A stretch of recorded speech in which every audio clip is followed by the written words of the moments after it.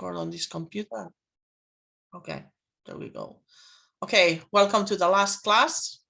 Let's share. I have explained a lot of things for the people who were not here, but okay, let's share. Okay, so today we are going to focus. No, what's going on? I'm going to share again. I have an issue now with my.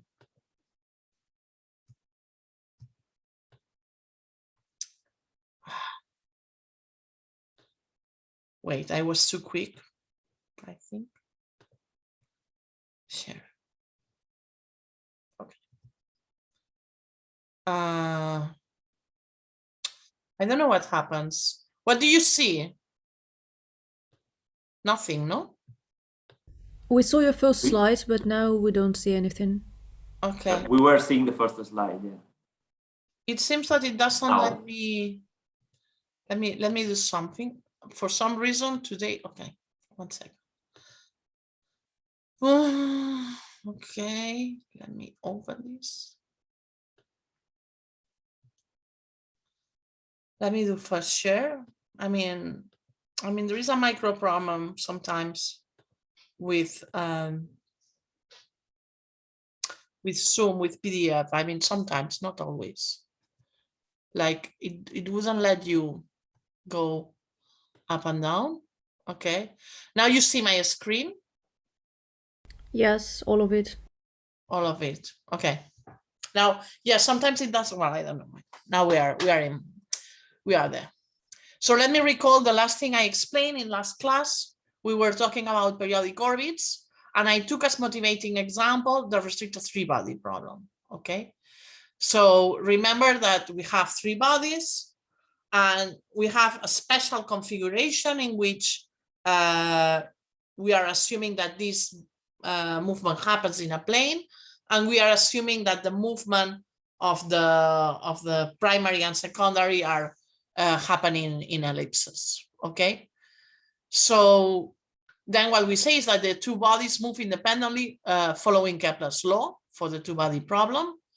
And then what we saw the other day is that for this problem, it was convenient to look at the restriction of the energy at an energy level, okay, of the restricted three-body problem. Because the restricted three-body problem is a Hamiltonian problem, we can think that this happens on a symplectic manifold. And when we restrict to an energy level, this happens on an odd-dimensional manifold. This is why it was convenient to introduce the language of symplectic and contact geometry. And we went even one step forward, because we realized that sometimes this regularization transformation that was in exercise 1 of the list of problems, which was McGehee change of coordinates, what it does for you is that it introduces a singularity. And this singularity has to do with the fact that you are sending in a way 0 to infinity, and sometimes it has to do with collision. What's important is that then it's convenient to look at this language of forms, at this language of singular forms that we have been working along the course. So the last thing we saw in the last class was B-contact geometry. This is why this is in violet, because this is just to remind you that I already explained this. A B-contact structure is given by a one form which satisfies the this integrability condition or non-vanishing condition that this form is indeed a volume form on this manifold. Okay, and the manifold is odd dimensional. Okay, so for B forms, remember that this is the forms that we have been considering. These were forms that are singular, but there is a very sophisticated way to put the singularities in a way inside the cotangent bundle. And the way to do this is by changing the vector bundle. Okay, instead of the standard tangent bundle and cotangent bundle, we twist this tangent bundle and cotangent bundle to include the singularities. This is a little bit the panorama of what we have been doing all along the course, because at the beginning of the course, we were trying to understand these forms as symplectic structures, as Poisson structures. Now that we are dealing with singular contact, then the analog is no longer Poisson, it's Jacobi manifolds, but it doesn't manage. We stick to our language of singular forms. And then a B-contact structure is just a form of degree 1 that satisfies this condition. Then I recall you that we obtained some results about existence of periodic orbits. Why do we care about periodic orbits? Because they are the first simple dynamical object after fixed points that we can study. And therefore, if we want to understand the global dynamics of our problem, looking at periodic orbits is a good starting point. And this is the idea of Poincaré. Indeed, his idea was to first understand periodic orbits, to then understand more complicated phenomena in dynamics. So this is a reminder, this is something I already explained, that we could prove that on a three-dimensional B contact manifold, if the hypersurface is closed, there exists infinitely many periodic Reeb orbits on this critical set. In a way, this answers positively the Weinstein conjecture. Remember that the Weinstein conjecture is a conjecture on contact manifolds that asserts that a compact contact manifold, this Reeb vector field, which remember we are defining with these two equations, this Reeb vector field has at least a periodic orbit. What we proved with Cedric is that it has infinite number of periodic orbits on the critical set. And the proof is something I already commented. The proof is very simple. The proof relies on observing that even if your manifold is contact, the critical set is a symplectic manifold, and the Reeb vector field, which has to be tangent to this critical set, is indeed a Hamiltonian vector field. So we have like some outer dynamics and inner dynamics. And the inner dynamics of the critical set are indeed telling us that this Hamiltonian vector field is a Hamiltonian vector field on a two-dimensional compact manifold. Therefore, the regular fibers are going to be circles. There's no other way around, okay? Because I'm assuming that this is Hamiltonian, therefore it has a function. Therefore, in a way, if I take f equal to constant, I'm going to get the ones that are compact, I'm going to get circles there. So this proves that there exist many periodic orbits happening at the critical set. If I go back to the original example, this is the space at infinity. Okay. Okay. Let's talk about new families of periodic orbits. Just a quick question. So in the last proof, can I say that you use the fact that your orbit is a one-dimensional manifold? So if it's compact, then it's disjoints. Exactly. That's a good point. That's a good point. Okay. Exactly. So thank you very much, because I should have indeed mentioned this. All of you classified. This is perfect. What your observation. One of the classical problems of classification problems are about what are compact one-dimensional manifolds. One-dimensional manifolds, if they are compact, have to be circles. And the observation of Chung is very appropriate. He says, look, you know that this vector field is Hamiltonian, therefore you look at f equal to constant, but this has to be precisely, how do I know that this has to be a circle? Because I need to have some regular points there. And the regular points, because of the regular value theorem, I know this is going to be a submanifold, therefore this is going to be a circle. Okay. And well, because we check that this is indeed a non-constant function. Okay, it comes from a proof that I'm not reproducing, but the idea is very simple. So what the idea is doing, symplectic geometry in dimension 2. Don't say that the idea is simple, because the paper is already published. Yeah. Chung, are you saying something? No, I just say that that clarifies my question. Thank you. Yeah. Yeah, thank you. So now one step further, can you apply this to this restricted three-body problem? And what we saw is that, well, in the restricted three-body problem, we have the problem that the critical set is no longer compact, okay? The critical set is no longer compact. Therefore, we cannot apply straight away this theorem. But still, in that case, in this particular case, computations were easy. Remember, this is the B3 symplectic form that we obtained in problem 1. So by restricting at the energy levels, we could prove, indeed, we could find an induced contact structure, but we could find indeed more about this. We could completely determine what is the Reeb vector field. The Reeb vector field had infinite periodic orbits from this cylinder. It is the fibration on the cylinder. It's just a computation. That's the computation. This is nothing I explained. So this is some kind of new results about periodic orbits of classical problems in celestial mechanics, which we obtained thanks to the use of this critical, of this singular contact structure. So these results are new. Now the question is, what else can you do? I mean, can this point of view of singular symplectic structure tell you more about problems in celestial mechanics? And not only that, take a problem in fluid dynamics. Why fluid dynamics? Well, one reason could be that Boris has been talking about it. Okay, but before I talk about these particular problems in fluid dynamics, the other observation, which I already did, is that sometimes when you are looking at problems in celestial mechanics, you have like a escape orbit that goes to infinity. In a way, this would be the image of the escape orbit that goes to infinity. So in a way, if we compactify this picture, then we end up having this kind of orbits here, which is a semicircle. And now we want to do something more difficult.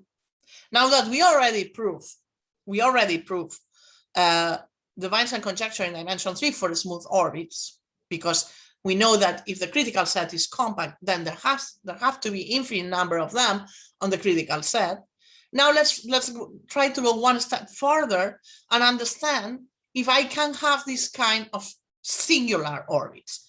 Now there are two singular here. There is the singularity of the structure on one hand, and there is the singularity of this circle, which I could understand topologically. This is a circle. What I am showing you here is just a circle topologically, but I mark 2 points here on this circle. And indeed, in practice, what happens is that these points correspond to zeros of the Reeb vector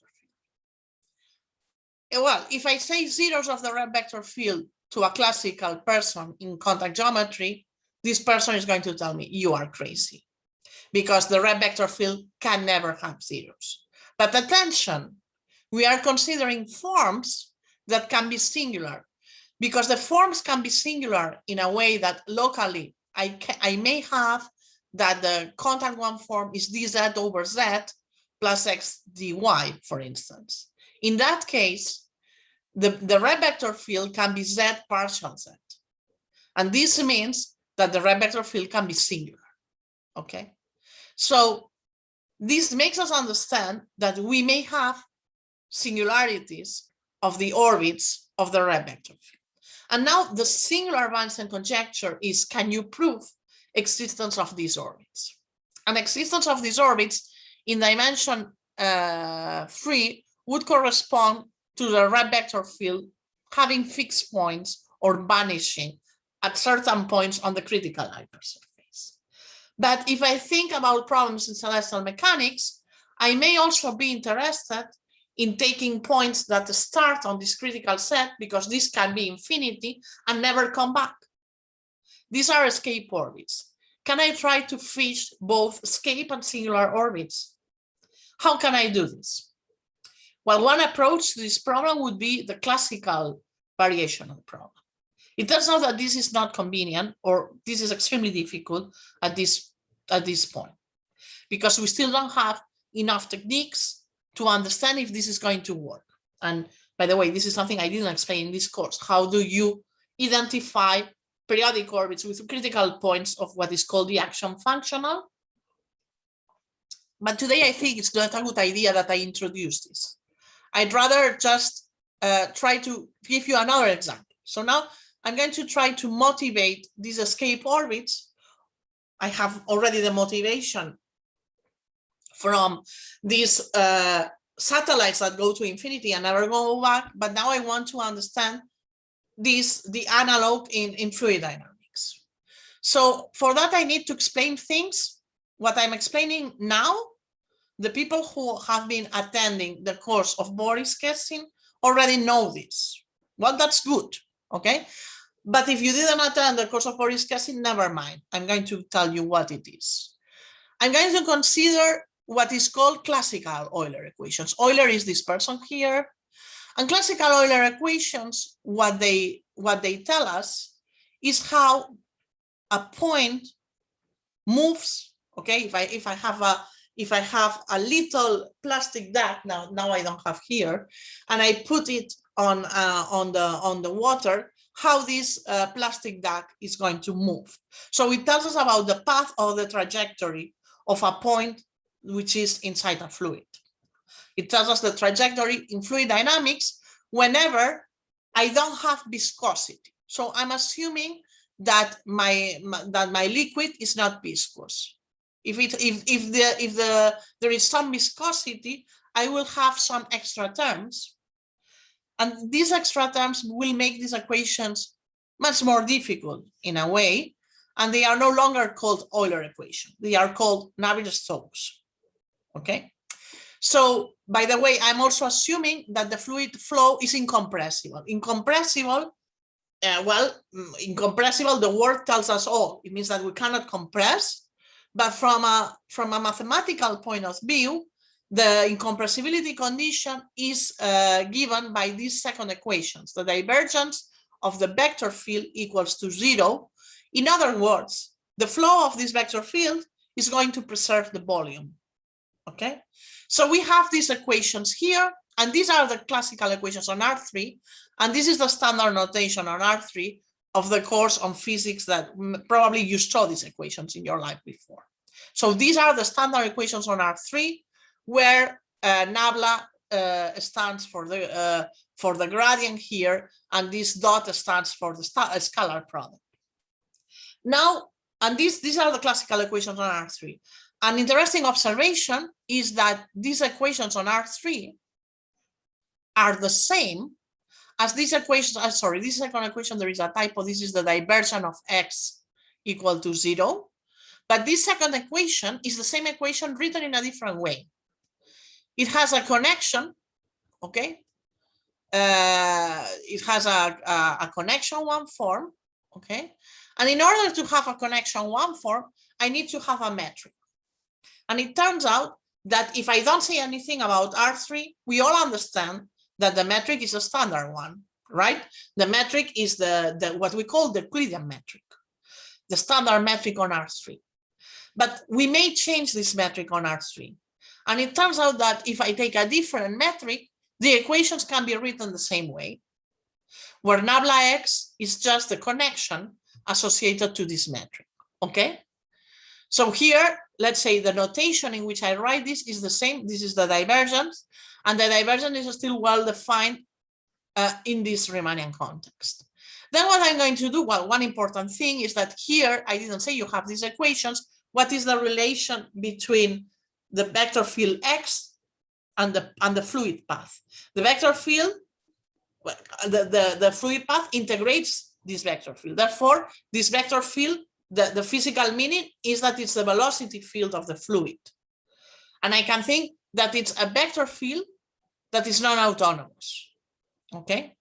And I have the inner pressure of the fluid, which is a scalar function, okay? Well, one important thing is that if this vector field does not depend on time, then these equations are easier because automatically this first term is 0. When these equations do not depend on time, and sorry, again, this is the typo. This is because I defined divergence and it has compiled, there is the divergence here. Sorry, I will correct this in the slide. So the second equation is not x equal to 0. Otherwise it would be, there wouldn't be equations. It's divergence of x equal to 0. And we have nabla of x equal to minus gradient of p, okay? So these equations are called stationary equations. So the solutions, when they don't depend on time, they are called, the flow is called the stationary Euler flow, okay? And these models, the fluid flow in equilibrium, okay? That is the physical meaning. What is the geometrical meaning? Or what are the properties? Or can you describe the solutions of this stationary solution, of these stationary equations? Indeed, there is a class of vector fields called Beltrami vector fields, which are vector fields for which the curl operator is proportional to the vector field x, okay? And divergence of, here again, divergence of x equals 0, okay? And these vector fields, the Beltrami fields here, I'm sorry about this because I think I changed the preamble yesterday. I shouldn't have, because I had this predefinition, okay? And these vector fields are called Beltrami fields, okay? When there is a lot of language about there. When I talk about Beltrami fields in this talk, I'm going to assume that the vector fields, well, I'm going to first assume in this first scenario that the vector fields don't vanish and that the function is positive. Examples, well, what happens with the second line of equations here? The second line of equation corresponds to the following. This language is a language of vector fields, and because we are talking about geometries of forms, contact or symplectic, it makes sense to consider the dual of these equations. And how do we obtain a one form from a vector field?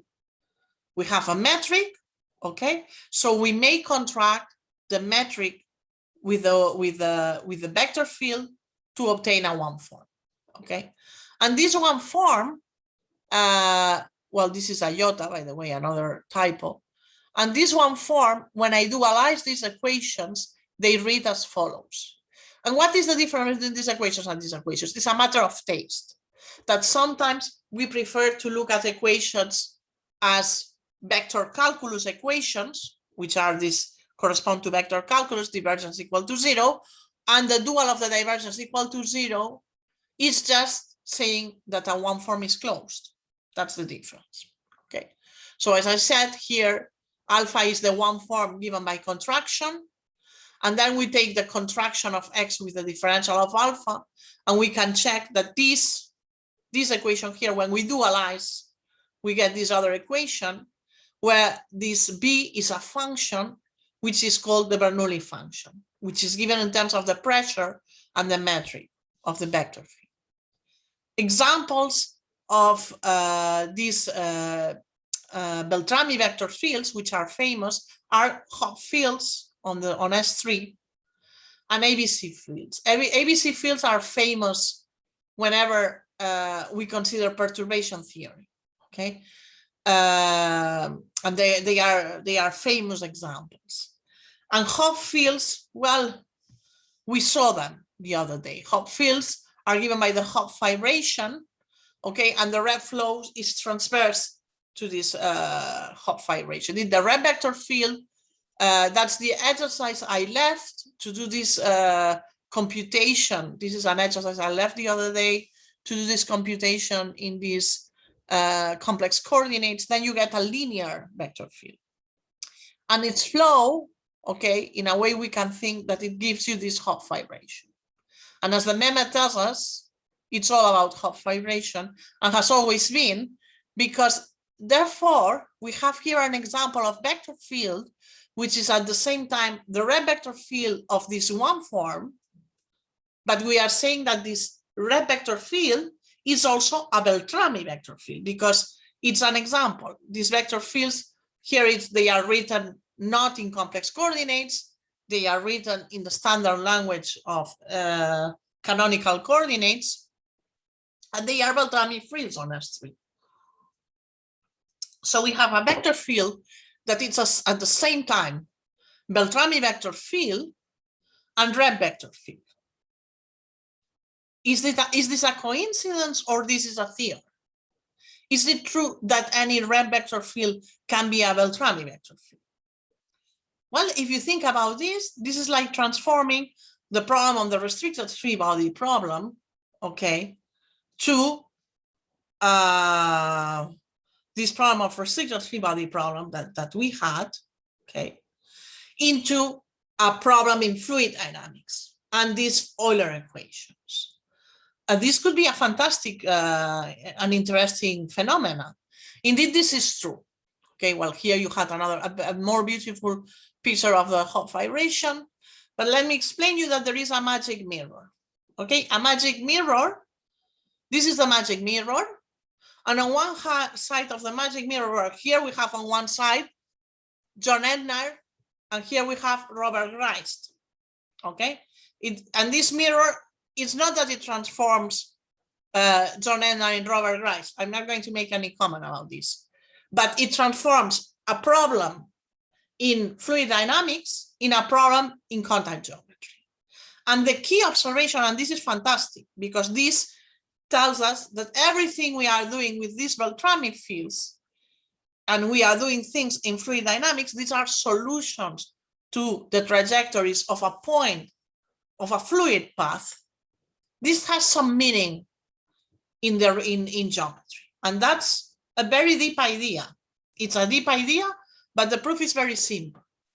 The proof is as follows. We take the contraction, as we defined before, of the metric with the one form, of the metric with the vector field, and this gives me a one form. Here mu is the volume form, okay? And indeed the stationary Euler equations, indeed the divergence of x, we can also dualize, and then we get these two equations. These equations are equations written in the language of forms. The great and big observation of Ednar and Greist is that this one form is a contact structure. Therefore, we have a kind of mirror between the study of Beltrami vector fields, I say rotational, non-singular. As I told you, whatever I say, it means the vector field doesn't vanish. Then I'll need it to vanish, but then I'll give another definition. And they are in one-to-one correspondence with Reeb vector fields. And indeed, this correspondence also works well for B forms. And this is something we understood with Robert Cardona and Daniel Peralta Salas already a while ago. This that I'm describing here in dimension 3. It works in any dimension. This is something we extended. Let's prove it in dimension 3. I want to prove that whenever I contract a metric with a vector field, that it's a solution to the stationary, well, that I'm going to assume that the vector field is Beltrami, okay? Then in particular, it's a solution to the stationary vector fields. Then what I'm going to see is that this one form is contact, okay? So indeed, the Beltrami equation is the equation that tells me that curl of x is proportional to x. This equation can be read if we dualize as follows, because this is just the contraction. This is just the dual of x with respect to the volume form. And when we dualize the rotational, indeed, in this language, the rotational is equivalent to the differential of alpha. Indeed, if you remember when you were students of vector calculus, this is a computation that was done in class, that there is a whole way to understand vector calculus in the language of one forms, okay? And here, we just extend this idea because here the volume is maybe not the standard volume. It's a volume I have, and I have a metric, and this one form is the contraction of the, not the Euclidean metric, maybe not the Euclidean metric, maybe any metric, with this vector field x. So that's indeed equivalent to saying that the vector field is Beltrami, okay? Then I just need to check, because we're in dimension 3, that alpha wedge d alpha is positive, okay? Then if I do alpha wedge d alpha, this is what I get, okay? And this is positive. Why this is positive? Well, because now I know that the differential of alpha is this contraction, and then I have this alpha. And now you think, and now it's good to think a little bit in local coordinates to convince us that this is true. If mu is a 3 form of type dx1, wedge dx2, wedge dx3, and x is in local coordinates partial of x1, this contraction is going to be the differential of x2, wedge differential of x3. And this alpha, if I take some adapted coordinates, it's going to depend on the complement of the coordinates. Therefore, all of this is going to be a volume form. Therefore, this is going to be positive. So we know that alpha is a compact one form. And now we need to find who is the Reeb vector field.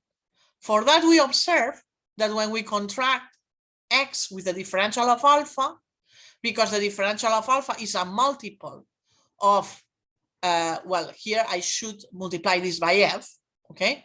I know that the differential of alpha is a multiple of this contraction of mu. I will be contracting the same vector field with the volume form, but I know that this is 0 because mu is a volume form. This is telling me that the vector field that gives me the Beltrami vector field is in the direction, is in the same direction as the Reeb vector field.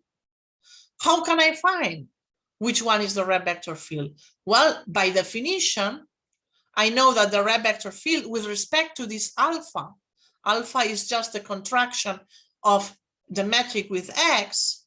I know that alpha X has to be 1. This is equivalent to saying that this vector field has to have norm 1. Therefore, if I take another vector field in the same direction, I just need to divide by the metric, by the length of this vector. So we have proved one of the implications. We have proved that if we start with a Beltrami vector field, in this mirror, what I see on the other side is a Reeb vector field. Now, we should also be able to prove that given a Reeb vector field, I can go back. This is possible. The proof is a little bit cumbersome, but it's easy. We can do it. I'm going to skip that other implication. So we have a two-directional mirror. This mirror is very convenient because sometimes we want to solve a problem, for instance, in celestial mechanics, and by looking at the mirror, we see a problem in fluid dynamics which we can solve better. This is rare because usually it's easier to solve the problem in contact geometry and say something about fluid dynamics than the other way around. But now I'm going to give you 2 examples of application of this magic mirror. The first one is a solution of a problem in fluid dynamics using contact geometry. We know that Weinstein conjecture holds in dimension 3, okay? Therefore, just a simple application of this and the mirror tells me that a Beltrami vector field has at least one periodic orbit. So just by applying some result, which I could say in geometry, I obtain a result in fluid dynamics, thanks to this mirror. And now I'm going to give you an example, a very strange example of the other way around. We were looking at these singular periodic orbits. What we are going to see is that some result in fluid dynamics tells me the existence, tells me something about the existence of singular periodic orbits. And this is a very recent, well, not so recent now, it's a result from last year with Cedric Ohms and Daniel Peralta's samples. So what I'm explaining you is rather new. And what's interesting about this is that it allows you to relate again celestial mechanics to fluid dynamics and these singular periodic orbits to escape orbits. So it's a detector of escape orbits in problem in celestial mechanics using fluid dynamics. So it's like a machine. This vector fields, this mirror is a machine. Recall this idea that I have these singular periodic orbits, then I think, and this is the picture that Chung and I had in Paris long time ago. Well, not so long time ago, it was 2018, okay? But it's pre-pandemics, it looks like it's long time ago. It looks like 1,000 years ago. With Chung, we were looking at this picture, and with Chung, we were looking at the variational approach to find these periodic orbits. But then a very simple observation is that if you don't look very far away, if you just restrict to a neighborhood of the critical set, indeed there is no difference between singular periodic orbits and escape orbits. And that's a very simple observation, but it's a very useful observation. And it's the observation I'm going to use now. So in order to first detect singular periodic orbits, I need to be able to detect escape orbits in a neighborhood. Aha, so I better use my magic mirror, okay? I better use my magic mirror. My magic mirror has to take me to both sides. But now I have this possibility of having singularities on the Reeb vector fields. And it turns out, as I said, that with Roberta and Daniel, we proved that when you have a Beltrami vector field, this correspondence that I described works for B forms.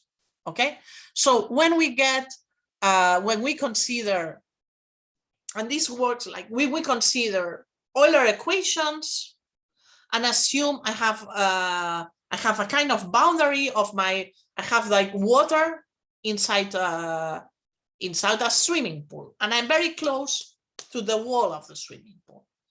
The dynamics close to the wall of the way the fluid moves close to the boundary of this swimming pool is different from the way it moves in the center. Why? Because we have this wall, right? How can you say this geometrically? Surprise is that this wall gives you a B structure. That's our contribution, okay? So we can associate to this problem in celestial mechanics, in fluid dynamics, where you have this kind of walls, where the water goes through these walls. We can associate to this one of these singular contact structures. And the way to do it is just contract the Beltrami vector field, which is going to have a singularity, with a metric that indeed it's a B metric. And indeed, Melrose, when I started to talk about B forms, I talk about Melrose. And I talk about the Atiyah-Patodi-Singer theorem. And indeed, Melrose was the first one to study B metrics. So the practical tip works the same. If you know the one-to-one correspondence between Beltrami and Reeb is up to reparametrization of the vector field such that the vector measures exactly 1, and for which I just need to divide out by the norm of the vector field. And well, inspiration comes in a hat, and sometimes inspiration comes from your collaborators, okay? Daniel Peralta had proved that for regular Beltrami fields, you cannot have surfaces invariant by Hamiltonian vector fields. In particular, you cannot find any surface such that a vector field is tangent to it. However, for singular vector fields, this is true. And that was a key point. This is true. How do I know this? This is exactly what I proved the other day. This is exactly what I recalled at the beginning of my class. What happens for a singular contact structure is that the critical set is a symplectic manifold and the Reeb vector field is Hamiltonian tangent to it. So this is an example. Now take this theorem that I proved with Cedric and go and take it through the mirror. The mirror version of this tells you that for singular Beltrami vector fields, you do have invariant surfaces by Hamiltonian vector fields. And these Hamiltonian vector fields are just the restriction of what is this Beltrami field to the surface. On the other side of the mirror, this Beltrami field is going to be the Reeb vector field. But we need a superwoman. That was not enough. This observation is key. Thank you, Daniel. This was a key observation. But we need a superwoman in order to prove a theorem, because now we need to relate, indeed, this Hamiltonian function, okay, with the Laplacian. And I know one expert in that. The expert is Karen Uhlenbeck, and she won the Abel Prize for this and many other things, okay? One of the many things that Karen Uhlenbeck proved is that when you consider the eigenfunctions of the Laplacian, okay, you can assume, in a way, I'm saying things very, you can assume that they are generically Morse functions. That is a big statement, okay? So what we did is to take a type of metric of this sort, and this is what we call exact B metric. This is indeed the B metrics considered by Richard Melrose, okay? And these are the metrics, and then associated to this metric in this game, we have Beltrami vector field, and here indeed we have a pair. I'm not saying it, but when I construct this Beltrami Reeb vector field, here there is a contact one form, but here the pair is that I consider a Beltrami vector field together paired with a metric. On the other side of the mirror, I have a Reeb vector field paired with a contact structure. Okay, so what we called Melrose B contact forms are the contact forms that correspond to these metrics, which are the ones studied by Melrose. These metrics have the property that they are, in a way, that they are product metrics of whatever happens on this surface and a transverse direction. And well, the surprise comes from applying this theorem by Karen Uhlenbeck, where she proves that if you consider the Laplacian on Z, the classical Laplacian, the eigenfunction is generically Morse. Okay, but you can also consider the Laplacian associated to a B metric. So what we prove, well, this is one of the lockdown theorems. We had several, okay, because we had several lockdowns, we still have lockdowns, is that there exists at least 2 plus this is the first Betti number. So this is the dimension of the first homology group of Z.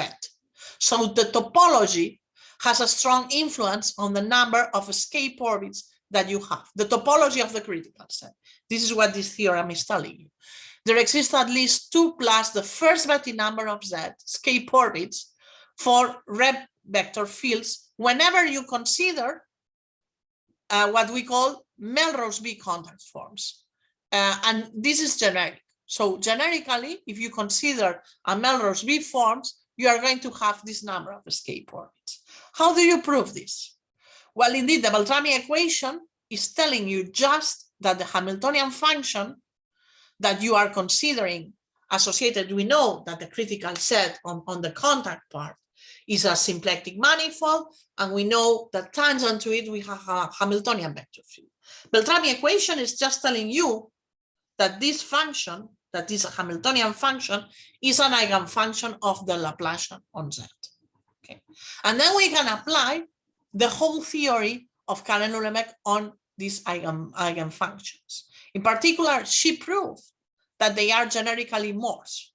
So for a generic number, so if you take a box of these structures and you put your hand inside, most likely this is going to be Morse.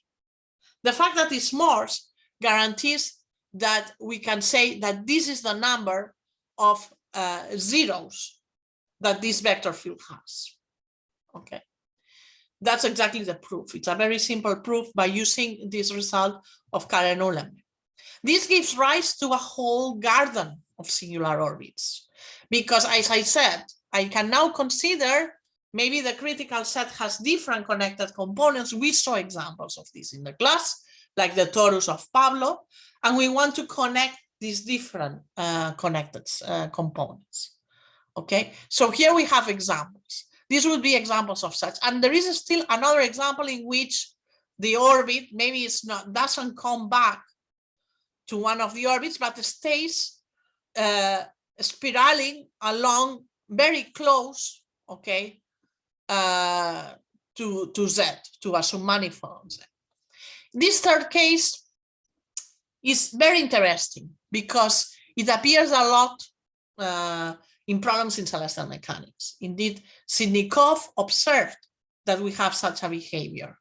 If we have if we take the two-body problem, okay, and then no, we take 3 bodies and then 2 bodies are aligned, okay, and then the third body is going to go like this, and these are called oscillatory trajectories that were proved to happen in the restricted 3-body problem by several authors, including some people in Barcelona, and these are important.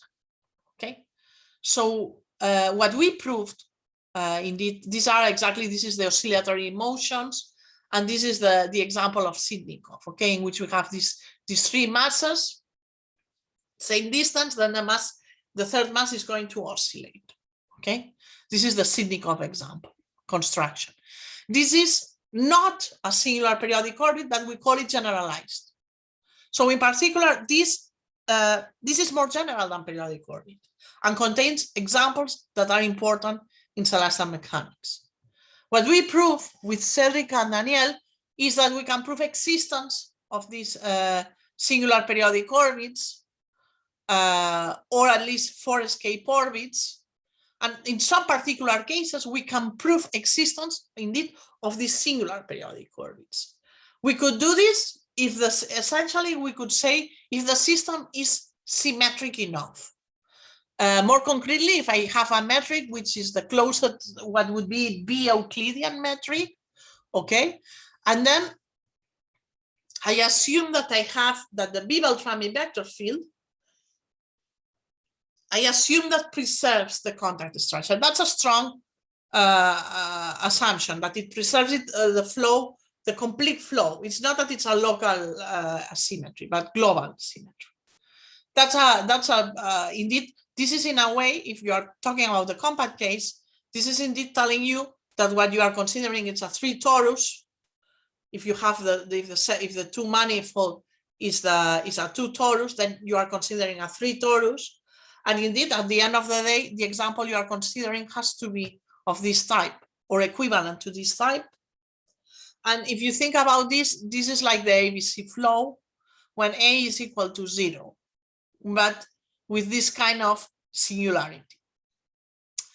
And then what we prove is that the singular Weinstein conjecture is satisfied in these cases.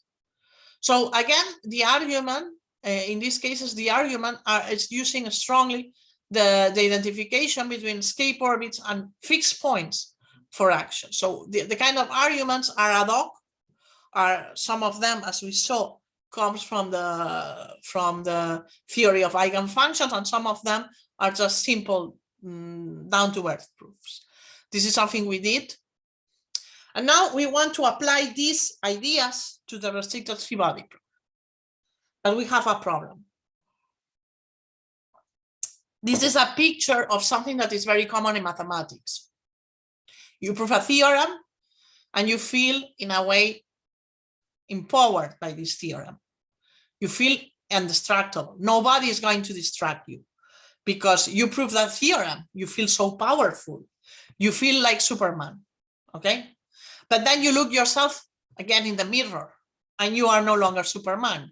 You're a standard man or standard woman, okay?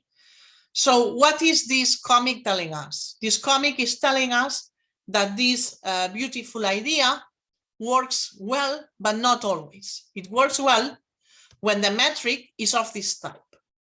And the problem we have in the restricted free-body problem is that the metric is not what we call a splitted. It doesn't, we were not able yet, okay, to adapt this argument to the restricted free-body problem. So in a way, this gives you a lot of techniques that work very well in some particular cases, but still we couldn't apply it in the restricted free-body problem. That's what it means. And the final questions for the course, and this is indeed still work in progress, are the following. And can we prove existence of singular Weinstein orbits for generic B contact forms? This is still an open problem. And this is related to this idea we discussed a long time ago with Chung, and this is still difficult to formulate mathematically, is that if you are talking about standard contact structures, there is a one-to-one correspondence between periodic orbits and critical points of something that is called the action functional, because the action functional goes from a loop space, okay? This is a big deal, okay? But this has been quite well understood in the regular case. Can we extend this in order to include singularities? Okay, and that's a difficult task. This is something I'm still working on. Can you find applications to other applications to celestial mechanics? We are still working on. But what is clear is that this mirror is extremely powerful. Okay, so with this, let's say this is the finish, the last indeed slide of my talk, of my course. Indeed, what remains, of course, the next step is can you do here? Can you do a kind of Floer theory for these manifolds? The answer is yes. This is something we are working on, and Joachim is working on this. Indeed, he's doing a PhD on this topic, and it's a fascinating, very difficult but fascinating topic. Okay, here I have a summary, a little bit panorama of what we saw, a little bit along the course. I think along the course we have tried to understand the difference between different kind of singular structures and compare them to symplectic structures. We understood this sometimes using cohomology, so not really using the form itself, but using some topological argument. We even proved in the problem session some important theorems by Cavalcanti and Marcoux. These were even problems in our list of problems. For them, we understood that they have many things in common, that we can establish local normal forms, that we can study the Sand theorem and action angle coordinates. We have examples and counterexamples. This is something that we saw. We proved, for instance, that we can construct action angle coordinates. One of the applications of action angle coordinates is perturbation theory, but this is something we didn't discuss in this class because I think it was too much. We discussed, however, slightly the application to geometric quantization. We talked about B-surfaces under moment maps. This was in the list of problems, and indeed, this is a beautiful picture, and now you can all see that is the, let's say, the logo of the course. Now it's on the website of the course. This is a picture by Pablo Nicolás. And this is a good representative of the kind of behaviors we can have when we include singularities. When we include just a simple singularity, a toric manifold, a torus is a toric manifold, which doesn't happen in the symplectic realm. And the moment map can be circle valued moment map. And that's an example of interesting things that can happen. We studied this b-Beltrami theorem. Pau Mir gave us a very nice class, practical class on how to relate these cuts on the image of the moment map with the actual manifold, and we have this theorem that we have been applying. The other day we talked about periodic orbits and applications. Today we also talk about this, and I think that this is a good image to finish the course. Now it's 2. And I'm going to stop sharing, and I'm going to leave the rest of the class today for questions that you may have. But still 13 people. 13 people in this class are going to get a certificate of participants. That, because, well, you survived the course. Congratulations. That's the end of the course. So now if we have questions, and if you want to ask questions, feel free.